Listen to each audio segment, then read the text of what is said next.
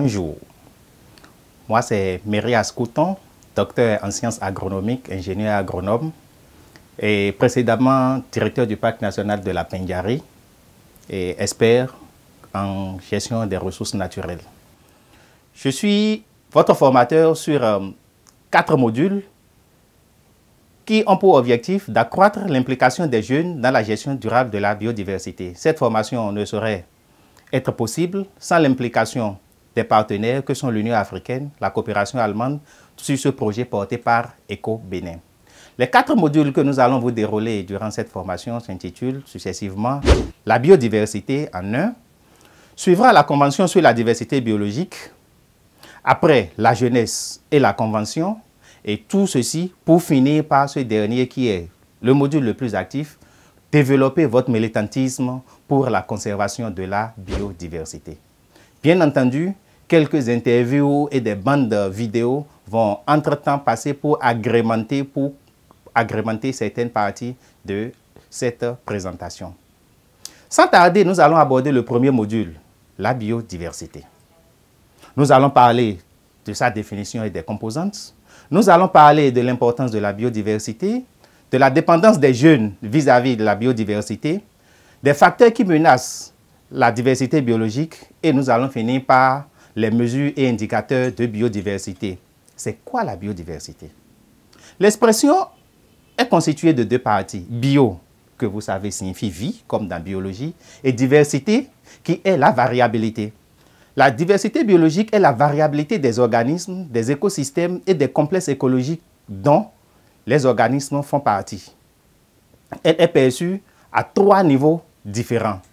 Nous avons, comme vous le voyez, la diversité des écosystèmes, où par exemple, nous allons recenser la forêt tempérée, la forêt tropicale, les lacs, le désert, les océans, c'est-à-dire les écosystèmes qui contiennent des espèces. Et parlant d'espèces, nous venons ainsi sur le deuxième niveau de la biodiversité, à savoir, quand nous prenons par exemple la forêt, dans une forêt, on peut avoir des antilopes, on peut avoir des fourmis, des escargots, des papillons, on a une multitude d'espèces d'arbres, ainsi de suite. C'est le deuxième niveau de biodiversité. Mais prenons une espèce comme l'escargot.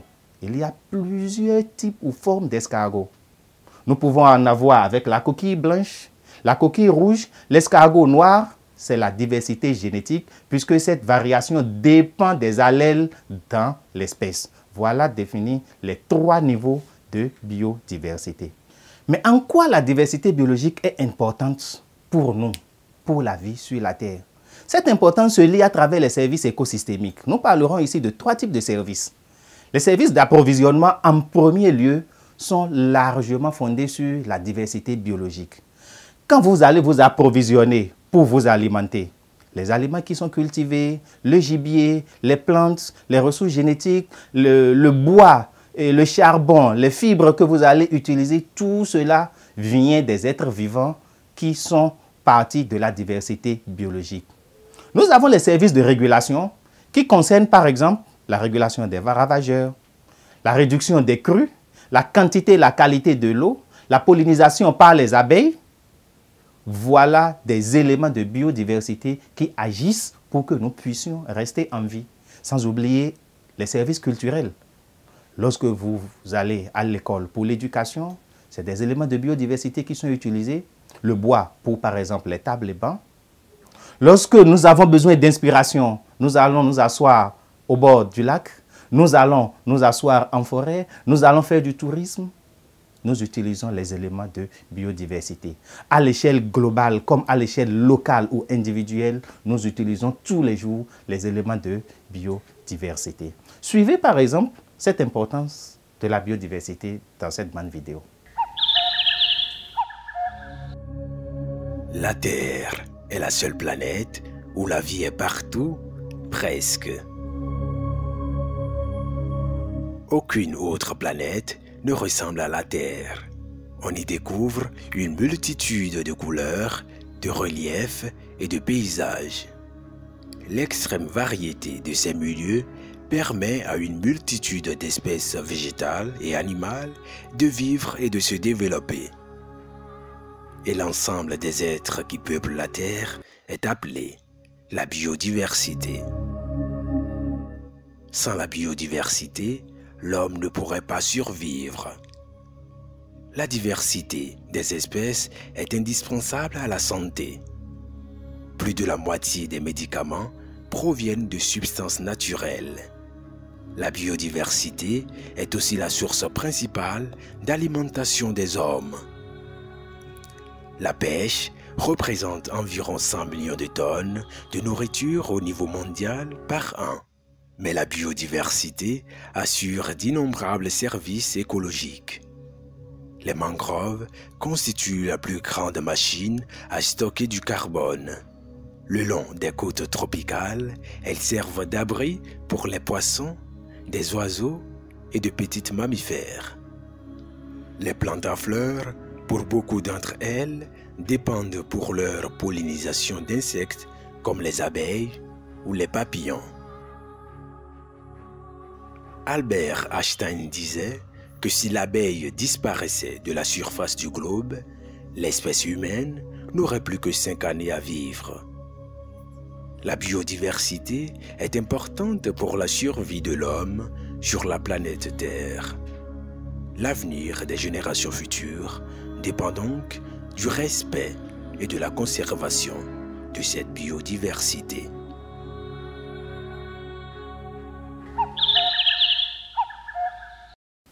Mais vous, jeunes, en quoi dépendez-vous de la diversité biologique? Voici quelques facteurs. L'alimentation en premier lieu. La jeunesse, c'est l'étape de la croissance. C'est l'étape où on acquiert de la matière et alors nous nous alimentons sur la base des éléments de la diversité biologique. La jeunesse a besoin d'inspiration. Vous finissez de vous alimenter et il faut vous retirer. Vous avez besoin de réfléchir. Vous avez besoin de vous recueillir tout seul. Soit c'est dans un espace vert quelque part, soit c'est dans la forêt, soit c'est au bord du lac. Nous avons besoin, en tant que jeunes, d'inspiration. D'où l'importance de la diversité biologique. Nous avons besoin des éléments de biodiversité dans l'apprentissage, dans l'affirmation de notre personnalité en tant que jeunes et surtout pour garantir un futur. Pour garantir un futur, pour réfléchir, pour savoir qu'est-ce que nous allons faire de cette biodiversité, comment garantir sa durabilité, nous avons besoin de nous recueillir dans des endroits, nous entourer des éléments de biodiversité pour mieux avancer. Suivez par exemple cette interview qui montre la dépendance de certaines populations par rapport aux éléments de la diversité biologique. Bonjour, et moi je m'appelle Maurice Koumassa, je suis un ingénieur agronome forestier spécialisé dans la gestion des aires protégées. Et quand on parle de la dépendance des ressources, comme nous le savons nous tous, nous dépendons de la biodiversité et nous ne pouvons pas vivre sans la biodiversité. Et nous puisons pas mal de ressources dans l'environnement dans lequel nous sommes, et notamment quand on prend le cas de la CCB de la Bouche-du-Roi, il y a les populations, les communautés qui sont en majeure partie des pêcheurs et puis les ressources dans les plans d'eau, les poissons, les ressources halieutiques, et ils vivent exclusivement de ça. Et c'est pareil pour les écosystèmes de mangroves que nous avions dans cette aire. Et les communautés, en majeure partie, il n'y a plus autre source de bois, de feu, de bois énergie dans cette réserve. Et principalement le bois qu'elles utilisent, cette communauté, pour le feu, c'est les bois de mangrove. Donc, ces communautés vont dans ces écosystèmes pour prélever, pour puiser le bois issu de ces mangroves-là pour faire le feu. L'autre chose, c'est que nous avions dans cette aire communautaire les huîtres qui se développent au niveau des racines des mangroves. Et c'est d'ailleurs leur habitat de reproduction. Et les populations dépendent exclusivement de ces huîtres-là. Les populations consomment ces huîtres-là. Donc, elles vont dans ces écosystèmes pour prélever ces huîtres-là pour des fins de consommation. Il y a également dans cette aire communautaire plein d'espèces qui servent aux communautés de plantes médicinales.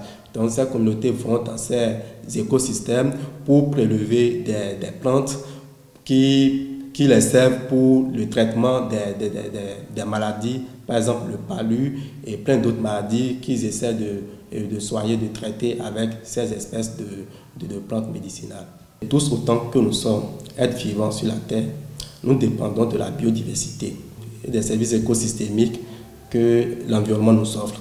Et si nous prenons le cas spécifiquement de la CCB de la Bouche-du-Roi, dont je viens de vous parler, les communautés qui y vivent dépendent des ressources qui existent dans cette aire et dépendent des services écosystémiques, à savoir la flore, la faune qu'ils y trouvent pour leur survie. À présent que nous connaissons c'est quoi la diversité biologique, ses composantes, ses niveaux d'interprétation et l'importance de cette diversité pour nous, il est bon temps de nous demander quels sont les facteurs qui menacent cette diversité. 5 principaux facteurs menacent la diversité biologique. Premièrement, c'est les espèces exotiques et envahissantes. Vous connaissez par exemple l'histoire de la hyacinthe d'eau dans nos pays qui couvre les fleuves et les lacs. Un autre facteur, c'est les changements climatiques, avec leurs effets que sont par exemple les sécheresses, les inondations, les incendies.